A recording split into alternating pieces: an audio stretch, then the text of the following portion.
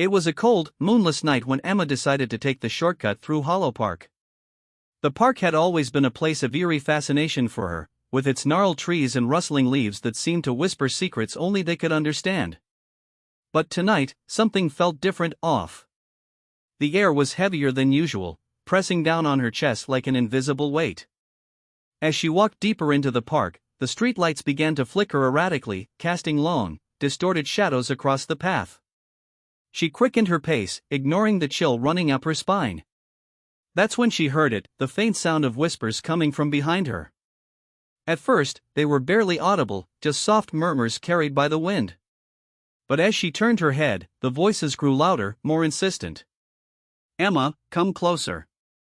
Her heart skipped a beat. No one else was around, the park was deserted. She told herself it was just her imagination playing tricks on her, but the words were unmistakable now. They weren't random noises, they were calling her name. She broke into a jog, clutching her bag tightly against her side. The whispers followed her, growing sharper, clearer. Each word sent shivers coursing through her body. "You can't run forever." She glanced over her shoulder and froze. Behind her, the shadows beneath the trees weren't behaving naturally. They twisted and writhed like living things, stretching toward her despite the absence of any breeze. One of them detached itself from the ground, forming a dark humanoid shape that loomed taller than the tallest tree. Emma screamed and bolted forward, her legs pumping furiously as adrenaline surged through her veins. She didn't dare look back again. The whispers were deafening now, overlapping in a cacophony of voices that promised pain and despair. "Stay with us, stay with us."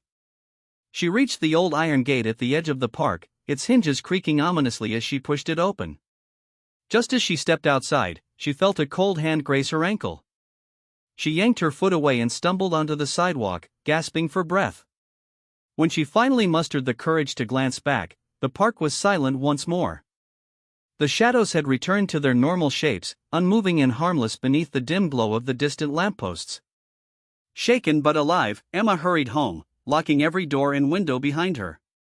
For hours, she sat huddled on her couch, staring at the walls, unable to shake the feeling that something or someone was still watching her.